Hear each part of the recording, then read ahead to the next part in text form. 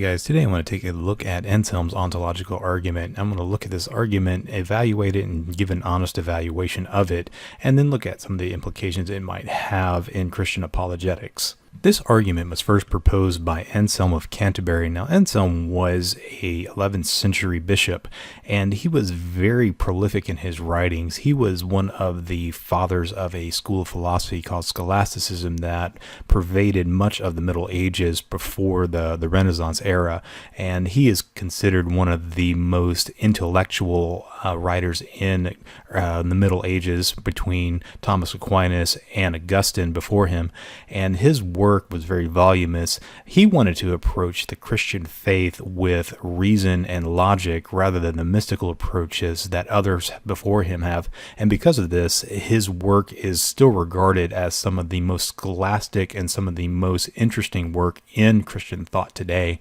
Anselm's argument really just starts with the definition of God. The definition goes, God is the greatest possible conceivable being. Now, this is fairly uncontroversial. What Anselm was trying to do is communicate the maximal greatness of God. There can be no greater being than God in his attributes. Now, at this point, Anselm hasn't made any kind of claims about God's existence, and this is on purpose because what Anselm was trying to do is argue from ideas to existence. So he brings up his second premise, which is, it is greater to exist in reality than to exist as an idea.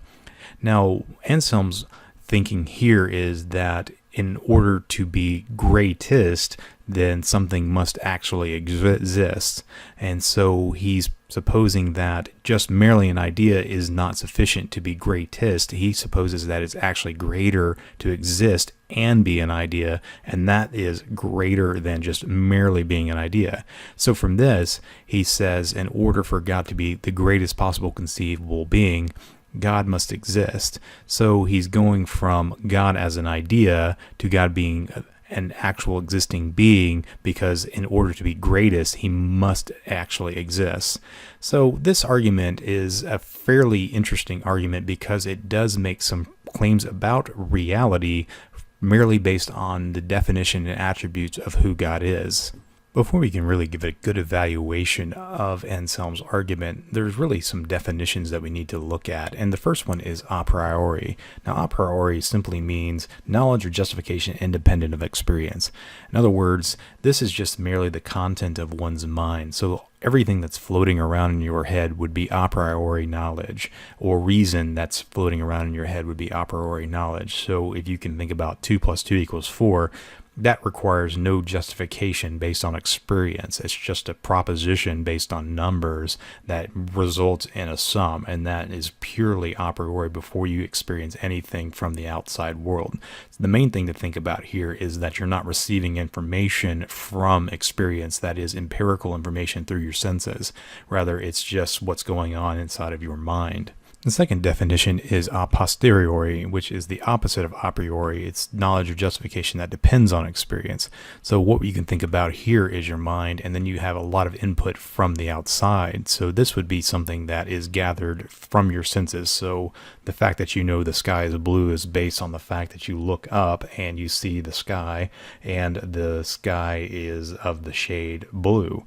Now, blueness itself might be a priori, but the fact that the sky is blue is something of a observation made from external sources. So that would be why we call it a posteriori. So this would be pretty much any kind of knowledge that's gained through sense experience, be it through taste, touch, smell, what have you. And there might be some other inputs that some might include in this category. The main thing to remember, though, that this is really dealing with external input into your mind, and that's really where the knowledge comes from, and its external justification for that knowledge. The a priori, a posteriori distinction is needed to understand some of the objections to this argument. One of the first people to object to it was in Anselm's lifetime. It was Guanilo of Montmoutiers. You have to pardon me, I don't really read French very well, so I'm doing that based on phonetics. But what Guanilo proposed is that you could pretty much justify the existence of anything based on Anselm's argument.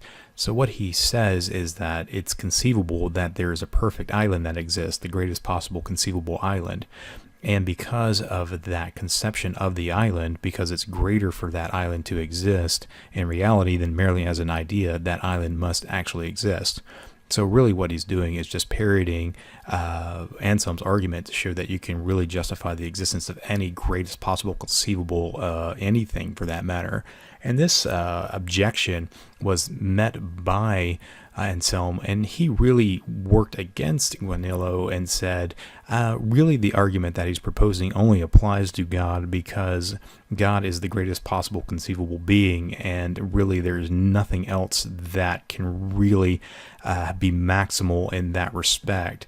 And the island doesn't really fit the bill because an island is not in the same respect greatest like God is greatest. So the island is somehow consequential to God. Now, I think that this point that Anselm's making is really missing the point that Guanillo was trying to point out. Really what Guanillo was trying to point out in Anselm's argument was the kind of epistemology implied. It's pointing out that this second premise here is problematic when one supposes that it's greater to exist in reality than it is to exist as an idea, that this is really making a leap from ideas, a priori ideas, into actuality, and by making that leap, you're making just claims about reality without really ever being able to justify those claims a priori. But if you were to justify those claims a priori, you would really end up with a circular argument. A second objection that's often raised to Anselm's argument stems from the first premise, which is really the definition of God. It says God is the greatest possible conceivable being, and what the objector will typically do is attempt to show that the idea of a greatest possible conceivable being is actually something of an impossibility. So it's like arguing for the existence of a married bachelor, and this is typically done by showing some contradiction in the attributes ascribed to God, so like omnipotence paradoxes, for instance. I haven't seen to date a good objection raised to the idea of God. Most of the objections that are raised typically deal with the actual existence of God, which is the case in this argument.